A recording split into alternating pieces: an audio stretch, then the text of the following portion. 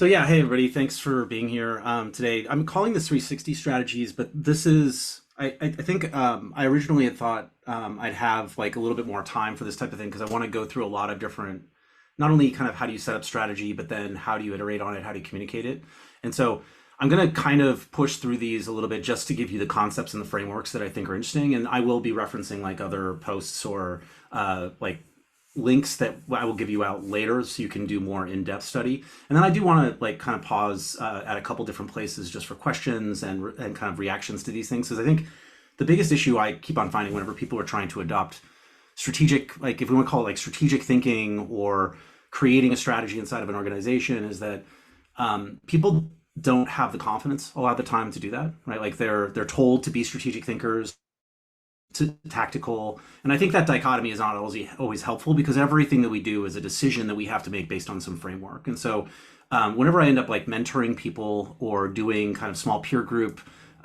focused studies, that type of stuff, we end up trying out a lot of different strategic frameworks so that people can kind of see that this is a mode, not really a mode of thinking, but it's like a abstraction of thinking. And that's the way I tend to think about this. So 360 strategies are just a terminology I've started to use for this idea of like a bunch of different viewpoints for strategy itself. And so, maybe this is related that I've worked with a lot of leaders where every time that they say, "Here's our strategy," and they just give people a list of projects basically, and I kind of call this the starter strategy because that's usually where people are getting started. Like if you go into a new organization as a new leader, you'll like assemble all of the things that we're doing and you'll say like, I definitely want to keep doing these and not these, maybe if you're like a more advanced leader, but then you'll just like have this plan and that's the strategy. And the problem is that literally a month later, once all of these plans have changed because you've been iterating or adopting or kind of reacting to things, the plan doesn't make any sense anymore. And so people just say, we don't have a strategy. And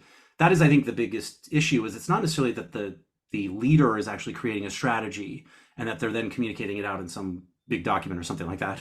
But the problem is that it's not actually landing where it should, and it's not actually taking hold, and it's not iterating at that point if it needs to be iterated. And then even if it becomes kind of expired after a month, that can happen a few times. But if you have a strategy that's constantly being reactive, that's not really a strategy anymore, in my opinion. And so, because we do actually work in these like very uncertain and complex environments, I think about that we need to be more intentional about the strategies that we pull together and the way that we end up creating inside those worlds. And so to start with a strategy definition, there are two that I like an awful lot. One is from John Boyd. So if you've ever read, so he doesn't have like a lot of, he has like one paper that he's written. And then the rest are like slide decks. So he's like a modern day product manager is the way I think about it. And so like John game of question mark and question mark.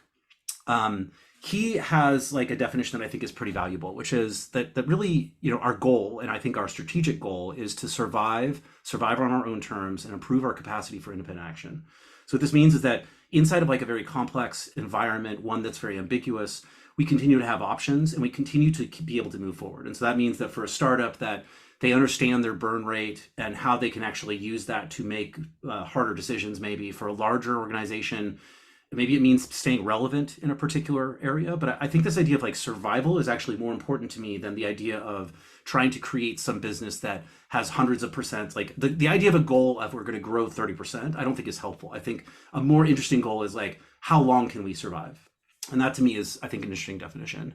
The one that I tend to use as a working definition for strategy, though, is it's really a model for making hard choices. And that's between good options or great options and making that easier for the team. And so you can see that there's kind of three components, is that there's a model in some way, it requires choice, and that it is communicated to other people so they can also use that model in some way. And that's kind of how I think about strategy from that standpoint. So we start to think about 360 strategies, right? This is, again, a terminology and a kind of a mindset that I've been starting to use when I think about all the different components that need to be part of a strategy. And so the first thing is that this is really about the relationship between uncertainty and importance for an individual group. And when I say uncertainty, I mean that there are some things that we need to work on that we don't know will work yet. And so those are highly uncertain. And then there's things that we know work already, and those are very certain, and we're making money from those, or we have KPIs for those. And so that's one spectrum that we think about across the entire kind of organization of things that we do. But then there's also things that are really important for us to do. And that's usually what this plan is about. Like the starter strategy is really about the idea of what are the things that we really have to do right now. What I also think is important, right? If we're going to say that this is about a choice between two good options, we also need to then have this domain, which is what are we not going to do? And what is important we not do at all? And so I'll talk about like these different domains. And of course, I'm an ex-consultant, so everything is like a 2x2. But I think it is important to break these things into buckets, because I think these are different regimes for the way that we end up doing our work. So working strategies are these things that are incredibly important to do and very certain, right? These are, again, the things that we know are working today. We're making money off of them, or we're getting user engagement or something like that, right? Like there's some KPI or metric that we're using that is actually saying that we're doing a good job here and that we should continue to do the work there. The part that I think we get into, and by the way, this is the starter strategy usually, right? Like we list out a bunch of this stuff. I think that what tends to be included in that as well are these like aspirational strategies. And what aspirational strategies really, I think, are based on is David J. Bland has done something called assumption mapping, which I find is a very valuable, basically like model for understanding where you go and experiment with things. And so I think this is like very much like rhymes, or I think you could almost say it's like I'm trying to steal from him very directly. Like my dad used to say, amateurs borrow, professionals steal. And so in this particular case, like I think there's a lot of things about this that I think are very interesting. I like to frame this a little bit differently when it comes to not necessarily things that we need to figure out or prove about what we're working on, but more from the standpoint of what are concepts that we need to deal with in some way. So I think there's like a lot of stuff that when I think about the 360 stuff, I think comes from this assumption mapping. So I just want to like at least identify that. But in the aspirational strategies, these are things that we have not yet proven that will work.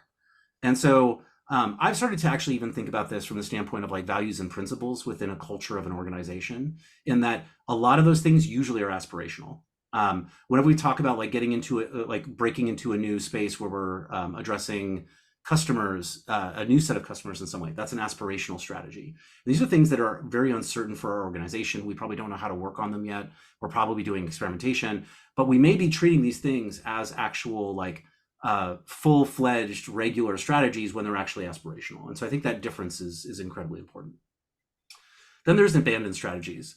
And abandoned strategies are really about this idea that there are going to be things that we know have not worked or can't work for our particular industry. And so I want to point to this great talk that's part of a complexity meetup that I'm part of, where Sonia talks about this idea of kind of how she learned from the concept of like wayfinders. And when she thinks about the way that we do strategic thinking, it's more about a direction that we're trying to go, and that there's some type of kind of coherence boundary, which is where we should not go because we don't think it's valuable. But then there's also functional limits where we cannot go. So we do not have the engineering capability to build full large scale, large language models, and we don't have the compute to train them. So that's like an actual like limit on what we can do. Or there are things like regulatory limits where we as a healthcare company cannot do this type of thing. And so those types of strategies end up being very important for us to then understand where we can't go as a strategy. And so that's where I put this in kind of, I call it abandoned strategies. But it's the idea of like things that we thought would work and they didn't, but also this concept of things that we just shouldn't deal with at all because of whatever limitations we have as part of our organization. And then the last part is what I've been calling Bizarro strategy. I think we could call them adversarial strategies as well, but I like Bizarro. It sounds a little bit more interesting. And this comes from, if anybody's ever heard of Richard Rummelt, who wrote Good Strategy, Bad Strategy, he has like one of the bad strategies that he thinks about a lot is fluff. And so for him, fluff is one of these like failure cases for strategy, where you create something and you end up calling something like I call this like the best in class strategy. So like we are going to be best in class in customer service, or we're going to be best in class engineering, or we're going to have operational. I mean, I know that some people may feel differently about the terminology operational excellence, but I put operational excellence in this bucket as well. And so like the question has to be in this Bizarro strategy kind of domain is like, we have to be able to have another strategy, right? If we're saying that strategy is about two good choices we have to choose between, there has to be another strategy that is the one that we will not choose. And so my question to everybody would be like, is there such a thing as a worst in class strategy? And we'd probably argue that no, like on its face, you should not have a worst in class strategy, probably. But I mean, if you look at, I like using airlines as an example, right? Like, is Spirit Air and Ryanair worst in class strategy? No, it's not, right? It's actually trying to segment its customers in a way that it's so price conscious and price efficient that people don't care about all the other horrible things that happen to them when they fly there, versus something like Singapore Air, right, which is all about luxury and international travel. And those are two different choices. They're both very valid choices. They both make money. I mean, well, airlines in general don't make money. Okay, maybe it's a bad example because of that. But at the very least, they're making different conscious choices about the type of customer they're going after, the way they're going after them, what they mean about this. And so for me, these adversarial strategies or Bizarro strategies really, kind of come from this idea of like a Bizarro Superman who is the opposite of Superman somewhere, but in that world, he is the Superman.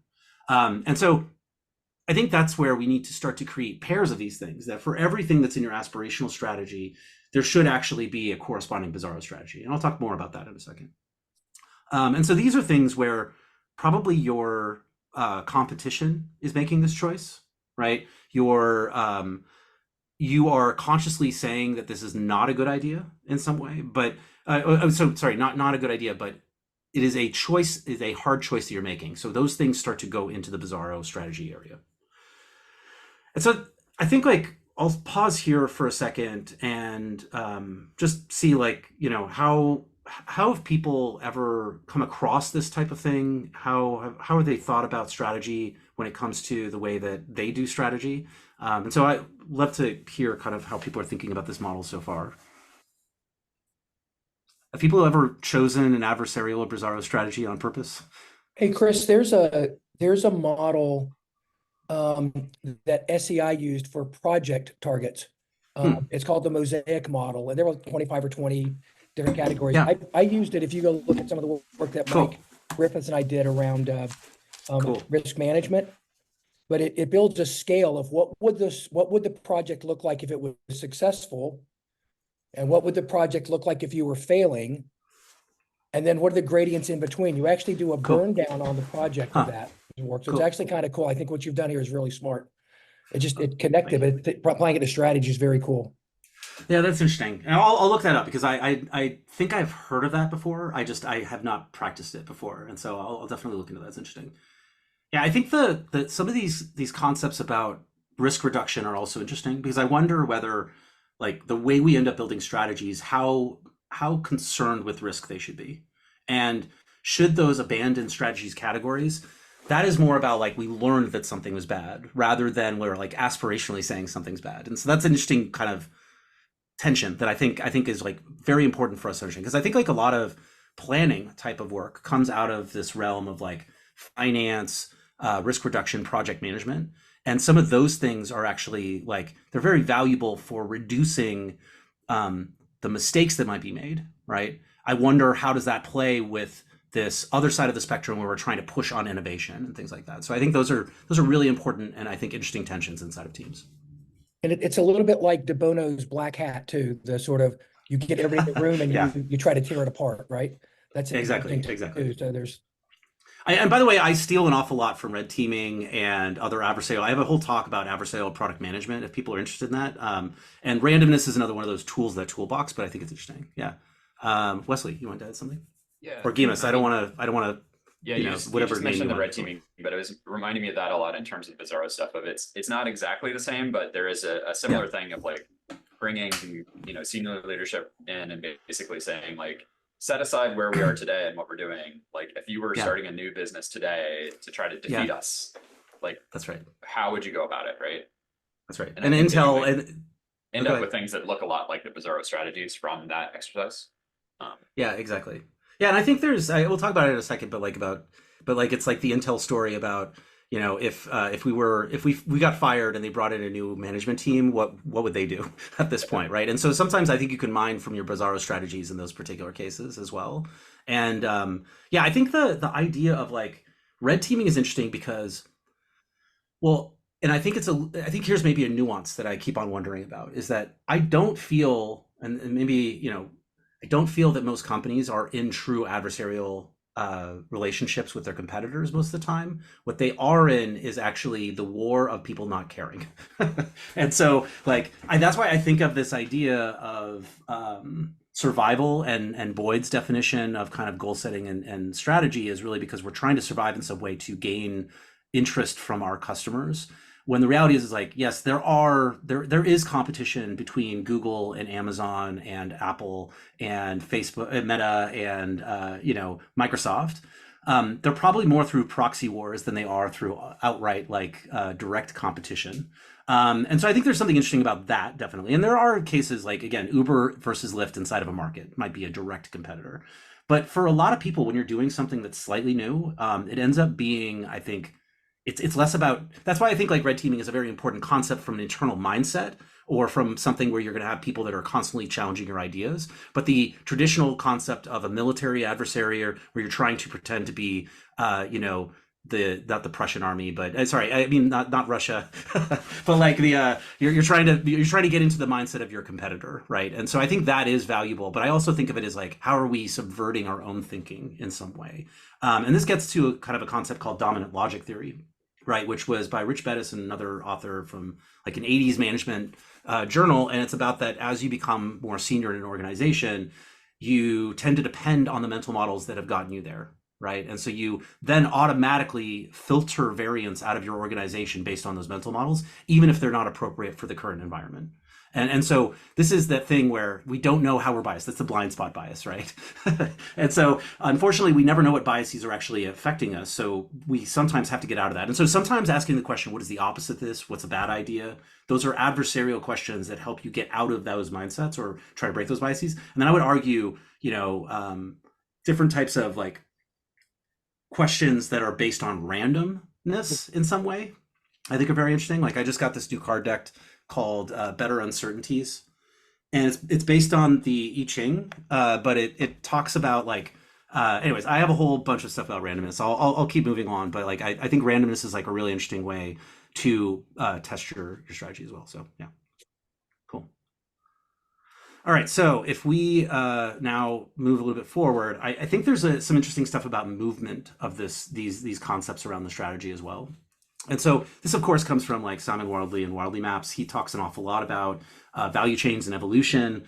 I think that something is similar to the way that these types of concepts actually move through the overall 360 strategy. And so, for example, when you are considering some new domain or problem that you want to solve, you should be creating things that not only go into the aspirational strategy bucket, but you should ideally have pairs that then go into the Zaro strategy. So like, how are we making a conscious choice against what some hypothetical competitor would actually take rather than us?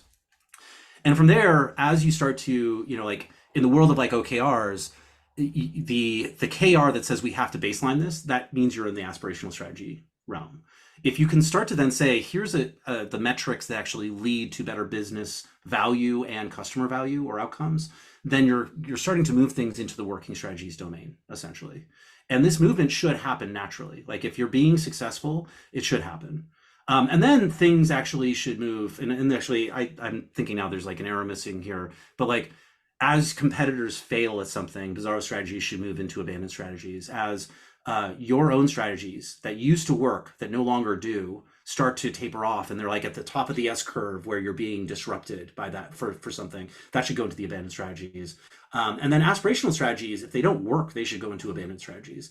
I think there's a good question about like how many things are you collecting here in abandoned strategies and how you manage the list of those things, because there's going to be a lot of them, right? But I think it is interesting and important to create like a graveyard of ideas. And there was a science fiction author that was talking about like, you shouldn't just like kill your babies, but you should also necromance them, because the truth is that sometimes during different circumstances and environments, past ideas that didn't work could work now. And so I think there's something about like, what are the things we tried and why it didn't work, and maybe why it work now is an interesting thing to start to track. And then sometimes like you just chose the wrong side of the two good options, and that you should be aware that if you start to see a competitor doing a much better job, one, you should understand why, and you should understand the cultural reasons why they may be more successful at it. But it may be one of those cases where you just made the wrong choice for the environment. And so in those cases, you should adapt. And so I think like then once you've created this kind of conceptual map of this strategy, right, maybe you've bucketized things at least into those four. You want to start testing this strategy, not just in the environment, but also before that to see if you can find problems that might exist, right? And, like Herman Kahn, who was at Rand and did, kind of the precursor to wargaming and scenario play, and inventor of like mutually assured destruction, or at least helped with that. Like he would think about the way that you would do some of these things, not as necessarily telling the future, but at least to understand the environment of the future, or kind of the area that you could be in the future. So it's more about just like experimenting in the world of kind of, I guess, it's experimenting in your mind is probably more what it is, or experimenting with your team before you actually have to match to the world itself. And so one, like I think an important one, if you don't have bizarro strategies, like you don't have something where you're choosing this over that, like I love even overstatements, for example. And if people are not familiar with even overstatements, they're from like Agile Manifesto is probably the most well-known one in the tech world, where, we're going to choose people over process. It doesn't mean we never say we don't do process, but we have a model which says that we will usually choose people over process. And to me, that's actually the aspirational plus the bizarro, is that people is aspirational and process is bizarro. Because you could imagine that there's another kind of framework or methodology or mindset that is hyper focused on process over people, because they don't trust people for whatever reason, right? So those are both valid ways. So again, like I think if you don't have bizarro concepts inside of your world, you don't think about them, I would ask, is this strategy actually valid? And then the next test I end up using is I will ask leaders usually, if you were to take 5 random people in your entire organization, how would they read this strategy or understand this strategy and then apply it to what they do? Because again, it's like, it's fine that if you want to talk about it, that we're doing strategy in an ivory tower with all the other leaders and we're kind of using it as like a way to do political maneuvering. That's one use of strategy, of course. But the rest of it is really about how do now people use this, right? And so I think this is like a very important thing, not only to just understand, is this strategy adaptable, but I think this idea of like putting yourself in the other person's shoes around this, I think is very valuable. Does it work in today's world? So this comes from Roger Martin's, how to win and where to play type of thing. But like, what about the world today means that we could actually use this strategy? Because I would argue, and I wrote a piece that called Strategy is Now, but it's like, we can't make decisions in the future. We can't make decisions in the past. And so even if we defer a decision today, we're still making a decision today. And so from that perspective, we can believe that trends are going in a certain direction. But if we don't actually create strategies that operate in today's world, I think we're making a really big mistake. And so I think the question would be here is like, what are the bets we're making, and delineating between what are the bets and what are the things that we know are for sure, right? Like, I think that's a very important thing for us to understand when we're testing out a strategy. I really love scenario planning. And so I don't know if people have done this. I mean, I do a very like simplistic version, of course. People that are in the more speculative practices will say that we should be doing something much more heavy, but I think about it very, very much like liberating structures and their critical uncertainties is where I really originally came across this. But I think when you talk about like scenario planning from a 2x2 perspective, I think that's really what we're talking about here. And so usually what I will do, and I did this with like a group of like 60 product managers at Google once, which was an interesting exercise, by the way. The people that were in design and research really got this very well. The people that were like regular product managers and technical leaders had a harder time actually understanding this, which was interesting. But so what you do is you take two kind of like key uncertainties about your world. So it could be, I did a tweet where I was thinking about kind of the difference between will we start to have like our models, like large models that say generate text and imagery, will we actually have them to a point where they're explainable and interpretable, so we understand where the kind of inspiration came from for the output? And that's one uncertainty, more or less explainability. Another one was, will copyright law actually start to consider outputs from these things derivative works or not? And so from that, you start to get different regimes. So like something where it would be like scenario one, let's say, is there's people actually start to, there's more interpretability, but there's also, we believe that these are actually copywritten materials. That means that you can then start to see services being created that would be, I want to have more of Pixar, and that's going to cost you an extra $1 to be able to generate this picture, basically. Whenever we start to then talk about the idea of like, say less copyright, and that these are kind of derivative works that are not under copyright, and there's more interpretability, you do a better job of like stylistic things, but without the cost, right? So I can do a better job around that. And so anyways, you can go so on and so on. And so you create different, like 4 different worlds that will exist in the future with extremes of these different uncertainties. And so from there, you then say inside of each of these different scenarios, how well will our current strategy work here, right? How prepared are we for this? How likely do we think it's going to happen? What can we do to become more prepared for this? And so I think this is like a really valuable exercise when we talk about the strategy. I think a lot of people end up seeing that they're just like very reactive, honestly. But I think it's a very valuable way to kind of test strategies. And then I love this kind of concept of rehearsal. And so there's a post that I wrote on Uncertainty Project about decision rehearsals, but it's really just like wargaming. And so from this perspective, it's, I've usually used something like a Wardley map as the map itself. I've had people create something like that, and then we use kind of not so random events. I end up actually custom creating events that are kind of not their worst fears, but end up being like things that should actually make them change course in some way. And we play through a couple different turns of like what happens and how would you reallocate resources? How does your portfolio change? And I think what will be very interesting is if I don't tell people that they should use their strategy, even when I remind them to use their strategy, they still find themselves being incredibly reactive. And so I think this is like an eye-opening experience just for people when it comes to like strategic thinking. But I think it's also valuable because like, what would you actually do in these particular circumstances? And if you take it to the point that you're now doing it with like random events and you're doing it more as like a pickup game, as I like to call it, where you're doing it with your group of people, you can then start to not only learn like, what's the shape of the future as Herman Kahn would talk about it, but also the idea of you can then learn how other leaders inside your organization might actually react in those situations so you can internalize their models, right? Going back to that book, The Enigma of Reason, the whole reason why, like reasoning itself is something that happens outside of us, right? We actually just try to create a bunch of reasons why we do things internally, but it's not true reasoning. The way we end up doing reasoning is usually about trying to now describe our mindset to other people and have them accept it and maybe utilize it in the future for better decision making. And so that's why these types of discussions end up being so valuable, I think, for teams. The next topic really is like, how do we now make it part of the cadences? So, at my day job at GitHub, my focus is an awful lot about how do we really kind of like link strategic belief and direction from our leaders to the execution that takes place. And that's usually through kind of portfolio management and road mapping, essentially.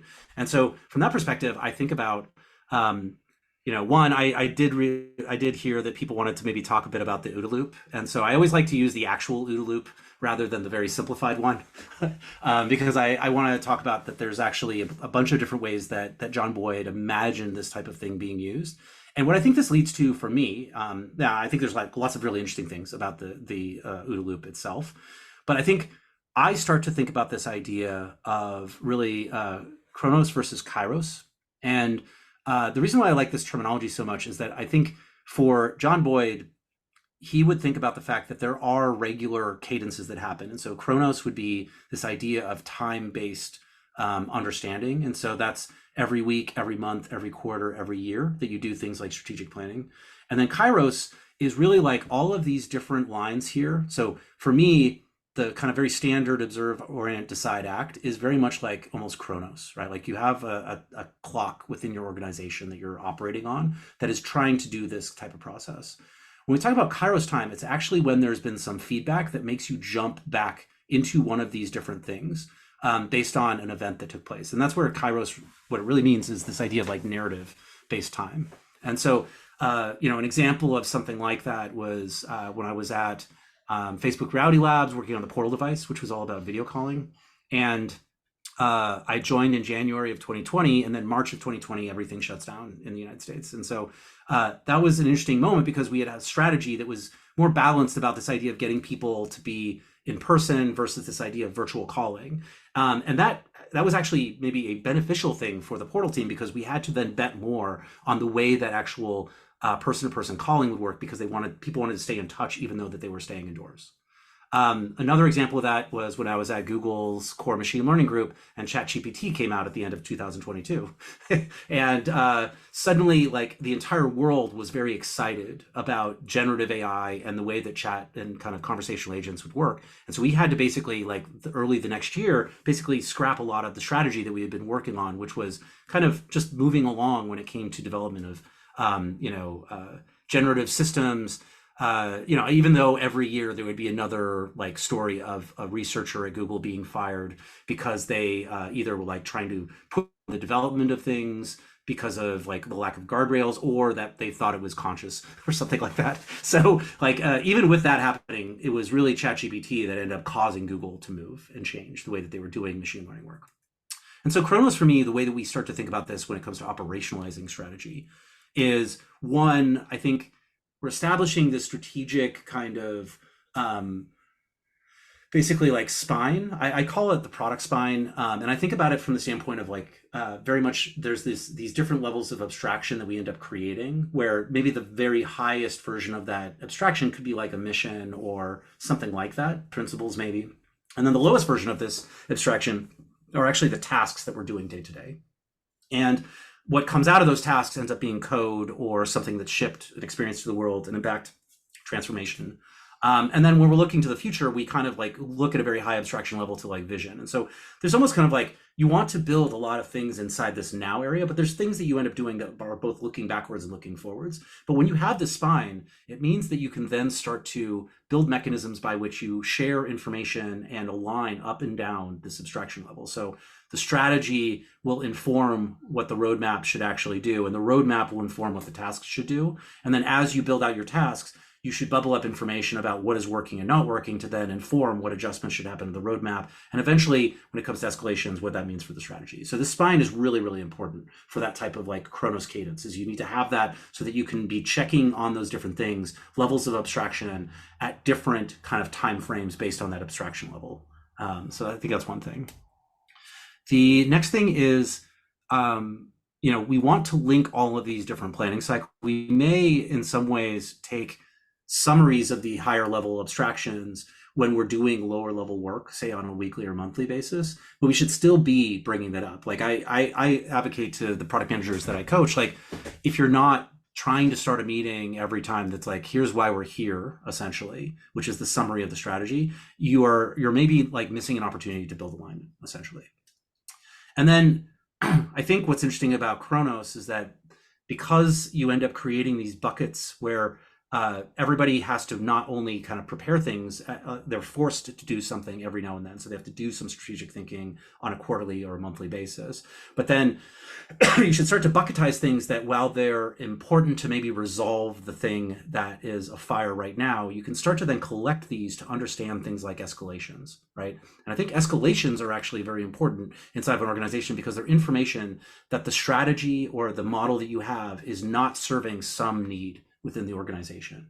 And so those themes that come out of these escalations, I think, end up informing what the next strategic set of concepts should be.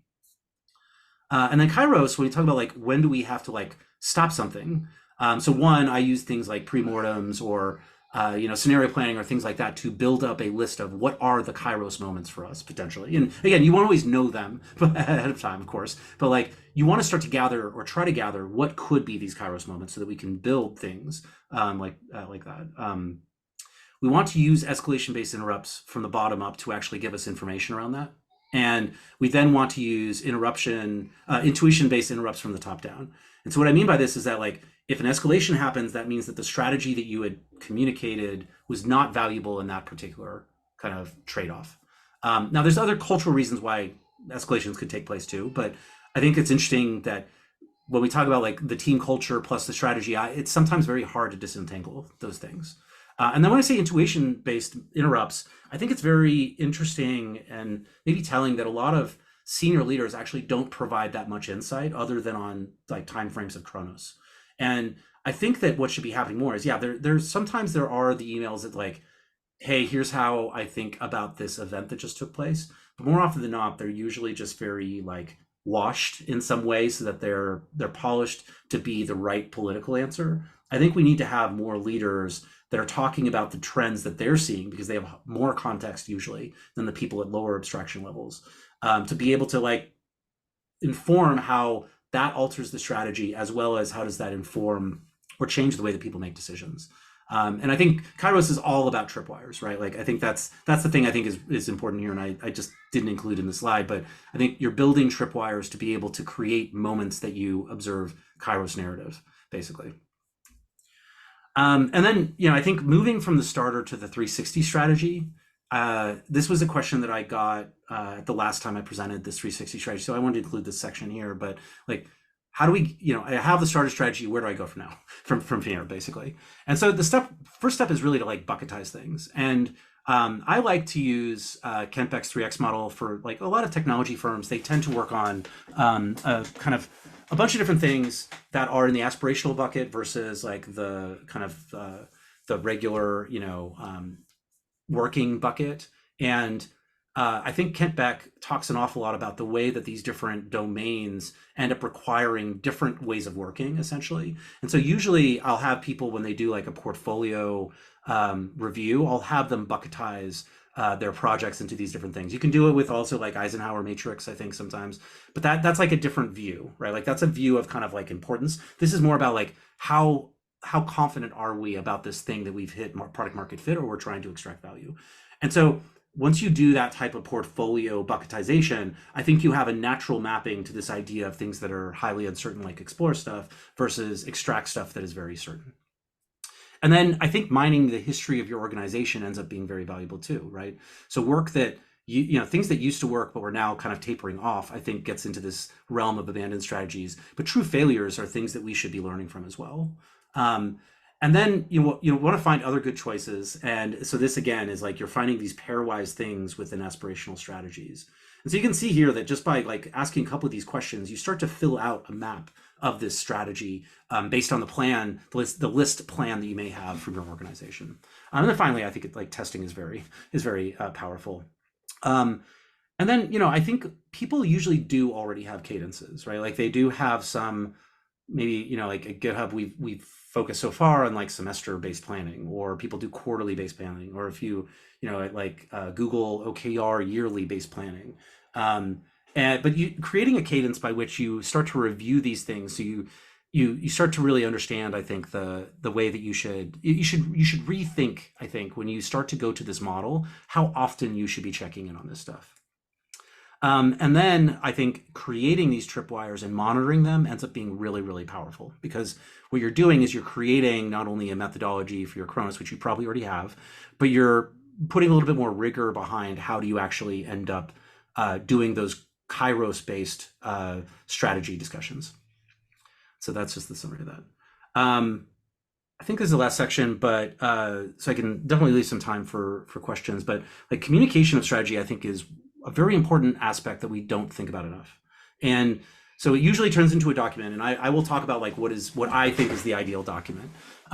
But I think also we're not a broken record enough. So let me talk a bit about like what communication means. So the strategy doc itself, I do have an idealized version of this. I found that inside of places like Google, it turns into like a 40 or 50 page document that people probably read half of it, some of it. I don't know, if you have like Google Docs and Drive like as a organization, you can actually look at activity on your document. And the thing that's probably truly disappointing is how often people access your document, if at all. So that's something you should be looking at, right? And I think there's some interesting things about that from another side point about like the graph or of concepts and the way that those are exhibited inside of documents, I think is another interesting topic to go into at another time. But to me, the kind of idealized strategy doc is one that is very short. And it, first of all, includes a summary, which ideally is just a couple sentences. That's the thing that you want to give people that they'll use during the beginnings of their meetings, that they'll reference, that they'll remember. You then want to also have kind of a reason why we're here. And so I use usually the kind of narrative framework of like what, so what, now what. This is kind of the what section, is like what is going on in the world that we want to actually have the strategy or think it's valuable. Then there's the and probably like the so what. The reason is kind of like the what and the so what. The strategic trade-offs are very interesting, because those are the pairing of aspirational and bizarro strategies. Usually I like even overstatements if you wanted to do something like that. But I think this idea of just like providing a framework of how you make choices within this strategy ends up becoming very valuable.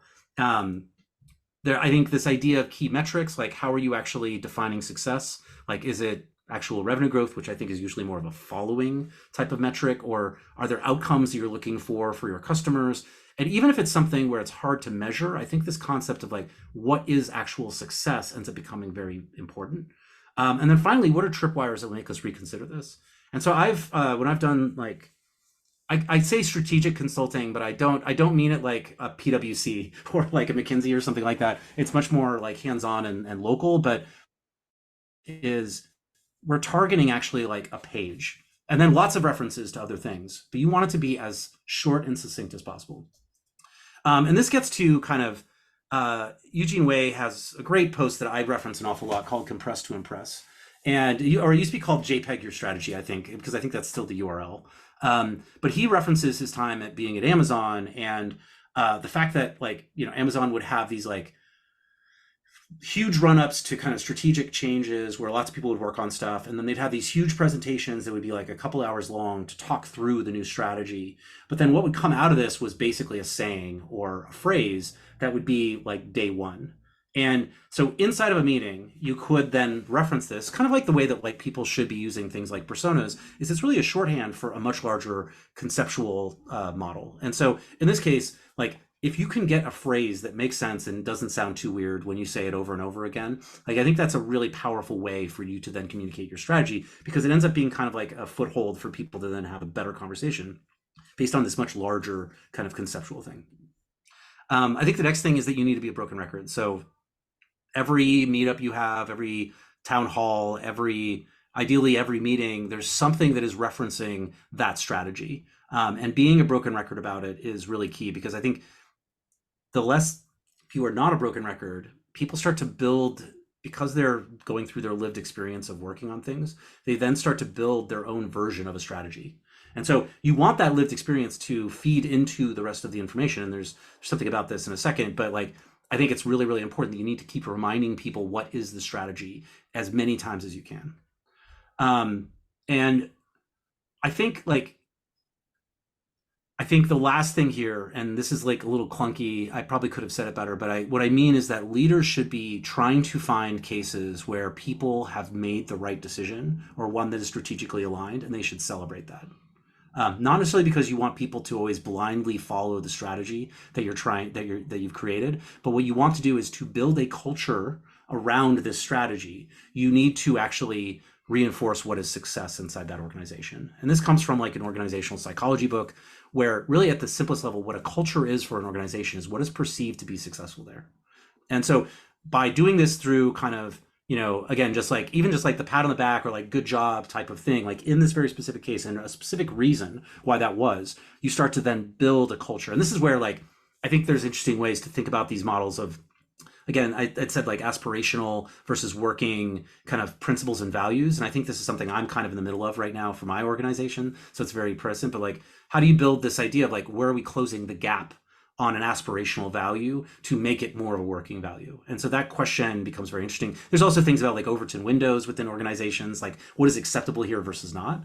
And then I think like the last thing I just want to mention here is that we also don't always want to be the most clear as possible. And so I reference a bunch of studies about this idea of kind of I think it's the blurry vision bias is what they call it, where people tend to create very abstract strategies or reasonings for why we're doing something.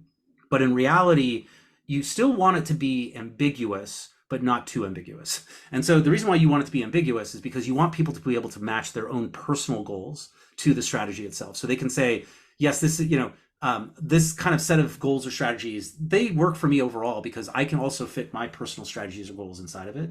But you also don't want it to be so ambiguous that people can't in some way visualize it. And so they talk about it from the standpoint that you should use spatial or visual metaphors a lot of the time to help with communication of this. So one of the things I was experimenting with in my last team was we had an issue where we had something, tens of products inside of this org, and you had to use a good, like 10 of them to be able to get something done.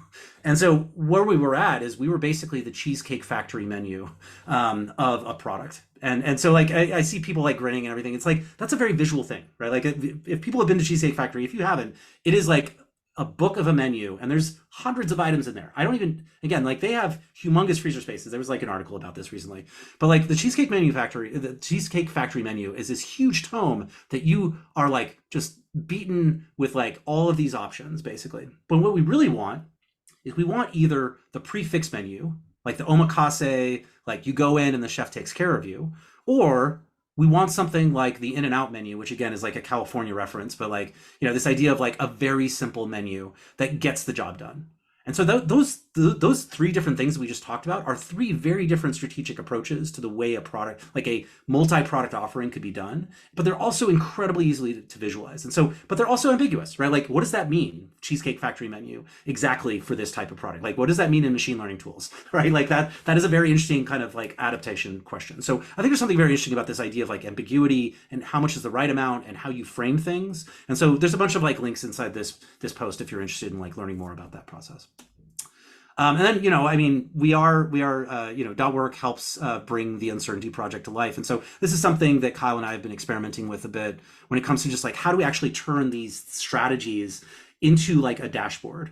And I think we're not quite there yet, right? Like there's still an awful lot of things to just like try out. Not from a product perspective, but just like a conceptual standpoint is like, what is helpful information? How do you convey that? And then how do you, you know, I think we can deal with the Chronos version fairly effectively, right? I think there's ways for us to build those cadences, but how do we now like elevate things that are assumptions that we don't know are super important, but are changing underneath us? And how do we now notify people? I think is very interesting. So that's something we're working on. And then, yeah, I mean, I want to do a plug also. If people are interested, feel like you're stuck at a starter strategy, I have been starting to do more kind of like coaching and facilitation, sparring, whatever you want to call it, to be able to help people to really get beyond this starter strategy. And again, like I think I'm probably preaching to the choir here that when you start to do a better job of kind of creating strategic models, not only does like do you make better decisions, but you create better alignment and you actually reduce escalations inside your team. So if you're interested, I'm up for a 30-minute consultation just to see if I can help. So with that, I'm going to stop talking at all of you and would love to hear some thoughts, and I'll try to read some of the comments too. So I had a question about the Kairos intuition interrupt, and it feels almost like a hippo. And I'm just kind of, if you could expand a bit more on that, just to, so my background, product world, there's information coming back in. Are we successful? We're setting, you know, strategies. We're executing them. We're getting information back, and the intuition-based interrupt feels almost like, why in this? I don't, you know. So just if you could expand a bit on that one, maybe. Yeah, I mean, I think what's really important here is that, I mean, intuition is actually very important. Like if we want to utilize that terminology, you know, I think someone like Gary Klein and the naturalistic decision-making people would say that that's actually like experience or expertise. And so I think that's why I think about this thing is that we want definitely there to be like mechanical tripwires that are based on metrics where things are changing underneath us that we know are important or valuable to our model.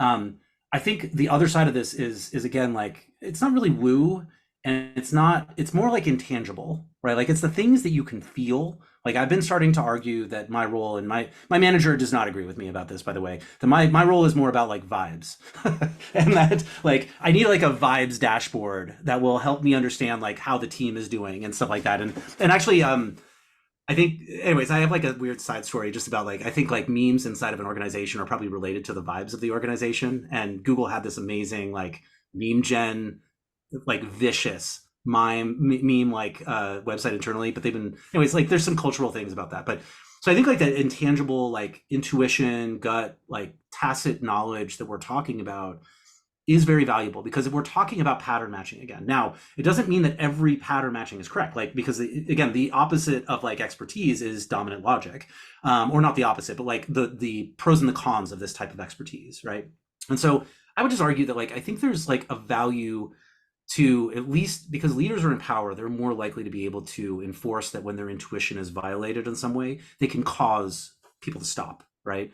I think it depends on the abstraction level that we're starting to see it at, because I think like at the lowest level where it's a cross-functional team working on tasks, for example, that escalation where they're not able to resolve something, I think that is actually the important information that we end up getting. So I think like escalation, one of those Kairos moments. It's just like, how big of a Kairos moment is it, right? Like it could be a Kairos moment for that team and at that abstraction level, but maybe it's not at the strategic level for the entire organization. But like, again, I think that there's really valuable information inside these escalations that we're not taking advantage of right now, to at least through theming. So that's kind of my thinking is I would say, yeah. Yep, I will share out the slides later. No problem. What else? Any other reactions or thoughts? Are you familiar with anecdote circles at all? I don't. Is this from like Bright Spot practice or something like that? Or yeah, please explain more. The place that I think originally heard the reference to it was from some materials about KNFN, I think, if I remember correctly. Okay, cool. Anyway, I mean, whether you're familiar with it or not, other people might be interested, so I should describe it instead of just dropping please. non-sequitur, you know. Yeah. I've had some good luck with it. The idea, from where I originally saw it anyway, is that it is useful for sense making in like complicated situations, basically. So it's the kind of thing where it's like, if I asked you specifically what the problem is for your customers, sometimes you could say, but a lot of times you're not exactly sure. Like you can't really put your finger on it. And so the idea with anecdote circles is you get a small group of people together and you ask them a question that has a breadth of potential responses that are usually emotional. And the goal really isn't for them to answer something specifically about your customers. It's more like, tell me a story about a time recently when you were working with a customer and they were either really delighted with what was happening in the product or they were incredibly frustrated. Like anywhere in that range is fine, but I just want to hear your stories. And then, you know, no one of those stories gives you the answer of the current vibe, but as you start to collect them, you get this aggregate view of what the vibe is. And so you can kind of extract what you could not otherwise directly get at. But yeah, in terms of vibes in particular, I found that really useful. And the other part that was like not obvious to me before doing it was that compared to surveys and other things, like the people that are in one of these anecdote circles actually feel more related to one another, more comfortable, whatever. Like they've shared these stories, they can see more how they are similar to each other, that, you know, they relate to each other in a more powerful way versus, again, like a survey or whatever, like you can get some sense out of it, but like the people coming out of a survey aren't going to be like, I feel more connected to the other survey participants. You know, it's like, so there's a nice fringe benefit to it, but obviously it's much more costly, right? Like, you know, bringing together a group of people for a 30-minute conversation about this, like takes 30 minutes from all of those people versus a survey, which might be, you know, 10 minutes per person or something. So Yeah. I like that as an extension of, you know, like all the sense making stuff that like you know, Knevin and that group does around tripoles and all. I love that type of analysis as well, but I usually shy away from surveys and like group types of research. So like most recently, but I think that's a great point, right? Your point about this is that absolutely it creates a stronger bond between practitioners and creates a community of practice, right? And so most recently what I've been doing, maybe a question I've used that's in a one-on-one setting that I think does kind of similar to what you're talking about, is the 3 wishes question. And so this is a question that I've used at the end of almost every like qualitative research study I've ever done, which is, if I were to ask you for 3 wishes, like I give you a magic wand and you could make 3 wishes to change anything about this domain for you, for the team, for whatever, what would those 3 wishes be? And I think there is something interesting, because not so much like the wish itself, it's the thing that the wishes point to that is actually very interesting. And I think I'll look up the anecdote circles, because I just not heard about that from their practice. I've been very I have interested. a really good link somewhere. I'll see if I Okay, can yeah, find it. I'm sure it's on the wiki. I'm sure it's on like the Knevin wiki, probably, but I'll look it up and we can find that. Okay. Cool. So yeah. Cool. Awesome. Yeah, so we're at the top of the hour. This is awesome. If anybody has any other questions, if you reply to any Uncertainty Project email, that comes straight to me. Also, Kyle@theuncertaintyproject.org. Pretty easy. I dropped the link to Chris's. There's a bunch of links there, icons to that link out to Chris's YouTube and Medium, his LinkedIn, and other stuff that Chris has done on the Uncertainty Project. So a treasure trove of stuff. Chris, thanks again for hopping on this morning. For everybody else, thanks for taking time out of your day. We really appreciate it. And yeah, we'll see you next time. Thanks again. Thank you, everybody. Thank you. Thanks, Chris. Thanks all.